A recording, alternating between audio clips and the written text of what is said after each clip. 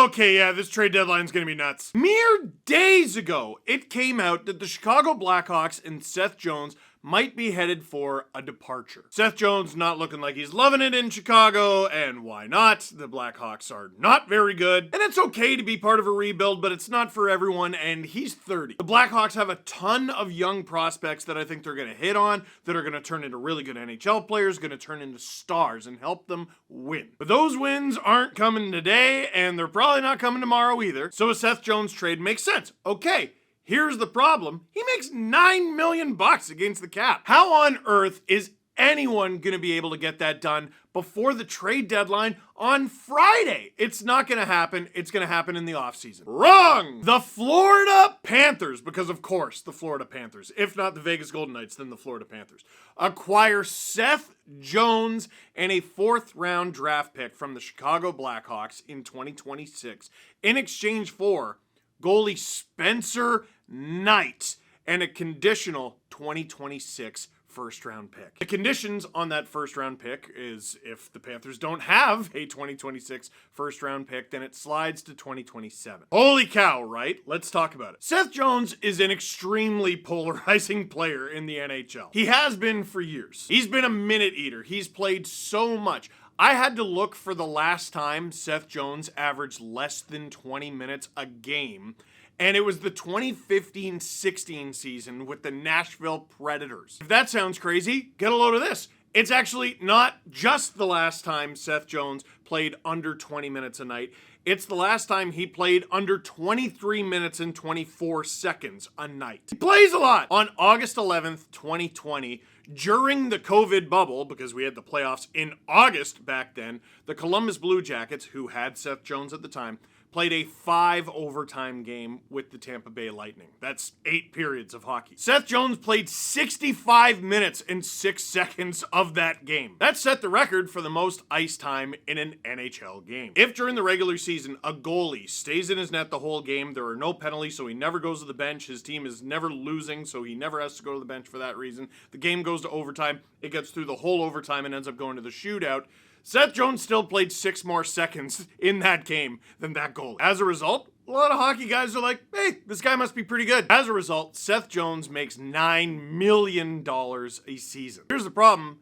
Analytics darling Seth Jones is not. A lot of hockey fans, particularly the analytically inclined ones, have been critical of that $9 million contract that Seth Jones signed since the day it was signed. Now, it doesn't exactly help when you're a minute-eating defenseman and you play for not a very good team. Towards the end of his Blue Jackets tenure, you couldn't exactly accuse the Blue Jackets of being a very good team. And the Chicago Blackhawks, well, the Chicago Blackhawks. I'm not sure Quinn Hughes or Cale Makar would have those guys in a playoff spot this season. All that being said, $9 million a season is a huge chunk of change for this player. I don't doubt that there will be teams out there who will want him, but surely this is going to have to wait for the offseason. Never, ever, ever underestimate Bill Zito ever in your life. The Florida Panthers are the reigning Stanley Cup champions, and they want to do that again. They have a real good shot at winning the Atlantic Division, still, even though Matthew Tkachuk is facing a serious injury. One thing that happens when you win the Stanley Cup is you get a little bit of leeway on a lot of different things. For example, if your team hasn't won a cup recently and you have a big name pending unrestricted free agent, we're going to talk about it. If you just won the Stanley Cup last year, don't worry, I'm sure you know what you're doing. Aaron Ekblad of the Florida Panthers, first overall pick of the Florida Panthers in 2014, is 29 years old now, and he's coming up at the end of his contract. It'll expire at the end of this season. $7.5 million he makes. And just like Seth Jones, right-handed defenseman. If the Panthers are not able to keep Aaron Ekblad, there's his replacement right there, Seth Jones. If Aaron Ekblad really wants to stay, but you're having trouble getting him to agree to a certain number, there's your leverage. Aaron Ekblad is able to sit there and be like, well, who do you have coming up after me? No one, right? That was until yesterday. Wrong. They got Seth Jones, who, I gotta admit, I think is gonna be better than he's been on account of... There's no way he's going to play 23-plus minutes a night anymore behind Ekblad and Forsling. Right? I mean, you could have it where your first pair plays a lot, your second pair plays a lot, and your third pair barely gets out there. That might be what it ends up as in the playoffs. But players who play the amount of hockey that Seth Jones plays per hockey game are just not available at this time of year. That's why Florida went out and did it. Now, what did Florida give up? I think Chicago actually did pretty well here. Spencer Knight didn't play an NHL game last year. He's had his own stuff to deal with. But in every NHL season he has played, he has had a save percentage above .901. A few years ago, a .901 save percentage, you're like a mediocre backup. These days, scoring going up, shooting percentages going up, save percentages going down.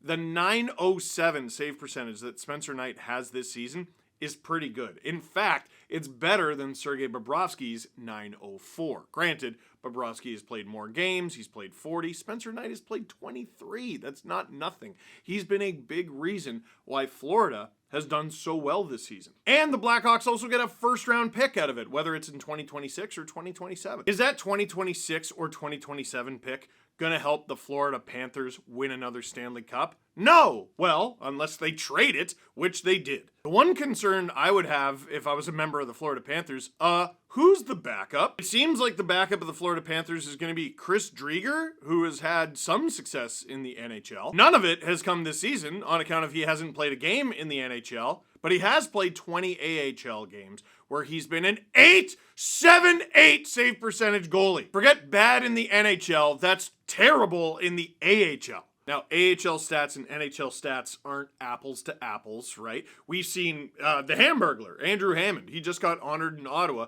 He had a terrible save percentage in the AHL when he got called up and then essentially didn't lose for like a third of a season. Losing Spencer Knight is not nothing for the Panthers. But that's thinking about it with a regular season mindset. Think about it from a playoff mindset. In the playoffs, how many goalies are the Panthers going to use? One. They're going to use one. If Bobrovsky gets hurt, Bobrovsky gets hurt. They're putting all their eggs in the Bobrovsky basket. So even though the Florida Panthers traded off their roster, they didn't trade off their playoff roster, if that makes sense. They're planning on riding Bob the entire time. So if the Panthers are fortunate enough that they don't have to use two goalies in the Stanley Cup playoffs, they lost no one off their playoff roster, but they gained Seth Jones, which is crazy. The Blackhawks, on the other hand, you're rebuilding. You need all the first-round picks you can get. Doesn't matter what year, although you'd like one sooner than later. With Spencer Knight, you also probably gained your goalie of the future because there's a lot of goalies in Chicago, but what's the direction there? I'll show you the direction because they have to move somebody. Spencer Knight makes $4.5 million against the cap, and he will next season, and after that, he'll be a restricted free agent. Peter Mrazek, $4.25 million against the cap. He has not been great this season. He's under contract for next season. Laurent Brossoit, who I forgot was a Blackhawk, is under contract for next season. He's been injured a lot. He was very good last year, obviously. And Arvid Soderblom, the 25-year-old, actually older than Spencer Knight, is also on the Blackhawks. The answer for who's the Blackhawks goalie of the future, the best answer right now was Arvid Soderblom. Now it's Spencer Knight. You have a clear direction. You're going to build around him in net. Not to mention, you're probably going to move off at least one goalie, and you might be like, oh, I don't want any of those guys in Chicago. There's a few teams that could benefit from at least one of those guys in Chicago. First team I thought of was Edmonton. Heck, second team I thought of was the Florida Panthers. I'm surprised there wasn't a goalie going the other way in this trade. But the reason the Blackhawks were able to get their goalie of the future in Spencer Knight and a first-round pick out of this trade wasn't just because of the value of Seth Jones.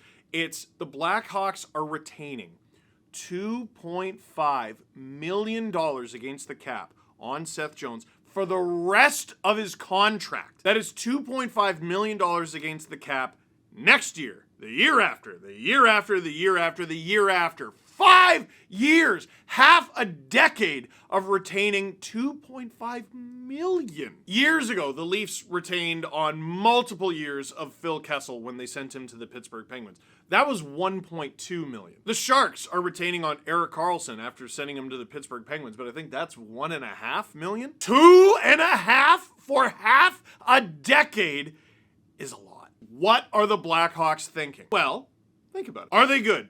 No. Do they have cap space? Yes. Where's the cap going?